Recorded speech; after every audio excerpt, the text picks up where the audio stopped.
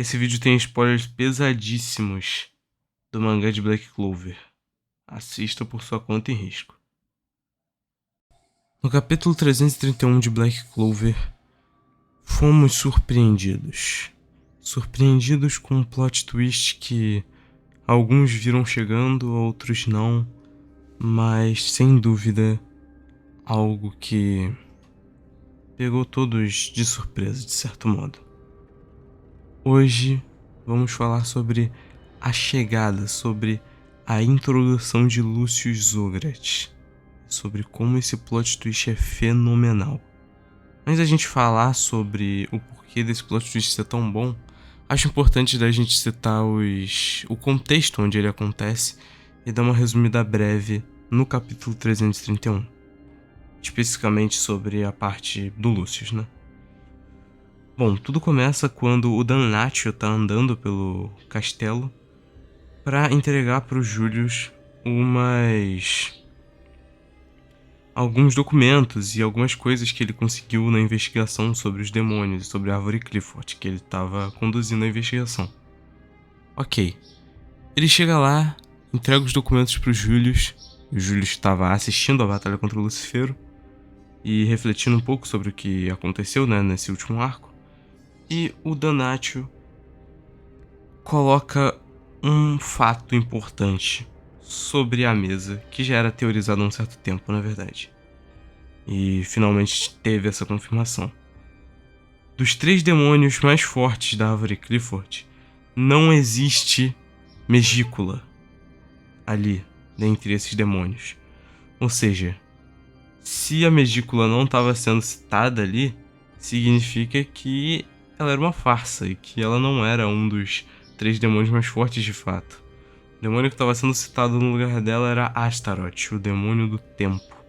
Bom, a partir daí é uma conclusão óbvia. Os demônios dão aos seus portadores, né, aos seus usuários, a magia que eles têm. E só existe um mago, uma coisa que é deixada bem clara desde o começo de Black Clover.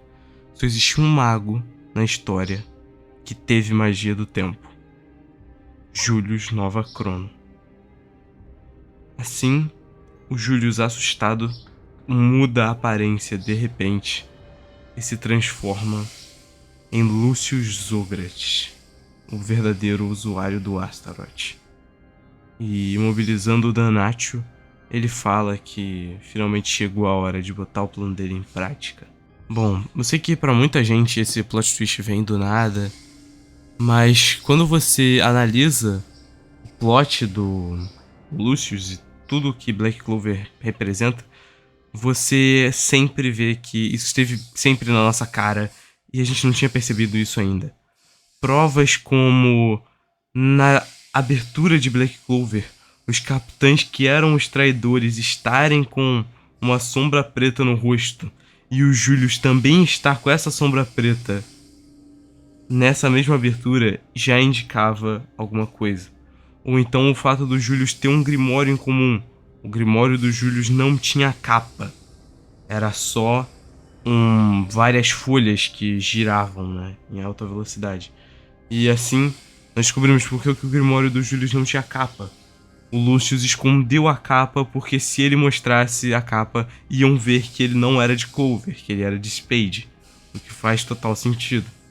O Julius ter sido derrotado pelo Petrie, que muita gente enxerga como um artifício de roteiro para a invasão dos elfos poder continuar, eu enxergo também como um artifício de roteiro, mas quando você coloca na balança que tudo isso foi planejado pelo Lucius, eu creio que a história ganha uma certa beleza a mais. Porque não foi um plot twist que veio do nada, não foi algo que aconteceu repentinamente e de maneira artificial, não. Era algo planejado, é bem perceptível. Como, por exemplo, o fato dos magos que precisavam ser pegos para fazer a árvore Clifford era um mago com magia da árvore do mundo e com magia da escuridão, que eram justamente o Yami e o William.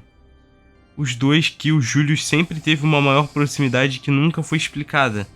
E que o Julius simplesmente se interessou por eles, mas depois que a gente descobriu que o Lúcio estava controlando tudo por debaixo dos panos, acabou tendo essa explicação, né? Era tudo um plano pro Lúcio conseguir construir a árvore Clifford com sucesso, para realizar o plano dele. Detalhe muito interessante que eu não citei enquanto eu gravava, tô citando agora na edição, é que no flashback do Julius, que acontece durante a luta dele contra o Petrie, quase 100 capítulos antes da revelação do Lucius, é dito que o Julius não se lembra da infância dele nem de como ele cresceu, só se lembra que um dia ele chegou em Clover. E isso bate perfeitamente com a cena revelada bem lá na frente, onde mostra que o Lucius apagou a mente do Julius para ele não se lembrar do contexto em que eles nasceram, né? Depois é nos explicado como funciona essa relação Lucius e Julius, porque eu me lembro que quando saiu esse capítulo, todo mundo foi na internet chorar porque o Julius era um traidor. Gente, o Julius não é um traidor, tá? É diferente, o Julius nem sabia que o Lucius estava dentro dele. O Julius também é uma vítima. Mas basicamente eles eram irmãos gêmeos que nasceram no mesmo corpo e, portanto, estavam ali dentro, né, o tempo todo. O Lucius apenas basicamente se pôs em hibernação até um momento específico. Provavelmente o gatilho para essa hibernação do Lucius era a mencionar o nome do Astaroth, mas até agora a gente não teve uma explicação muito boa sobre isso. Um outro elemento muito importante que retrata muito bem esse plot twist é o plano do Lucius. Como você pode observar no capítulo 331, o Adramalek, assim que ele aparece de volta no castelo, ele fala pro Lucius que tudo aconteceu como ele planejava. E então voltemos ao arco anterior, a luta contra o Lucifero.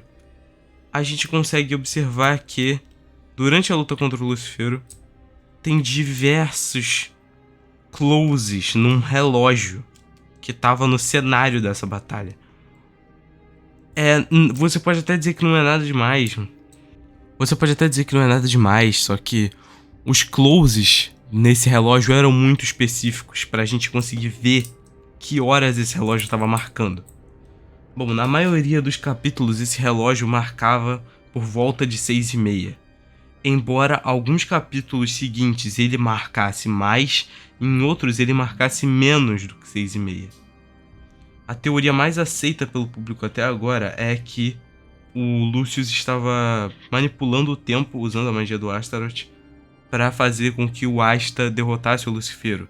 E que na verdade o Asta e o resto do pessoal que estava lutando pode ter perdido diversas vezes e o Lucius estava manipulando tudo só para fazer com que o Asta ganhasse e ele conseguisse pegar o coração do Lucifero sem nenhum problema. Essa teoria é comprovada tanto pela fala do Adramalek quanto pelo nome do capítulo 331. O nome é E o Tempo Volta a Correr, que é justamente o que aconteceu com o relógio no final da batalha contra o Lucifero.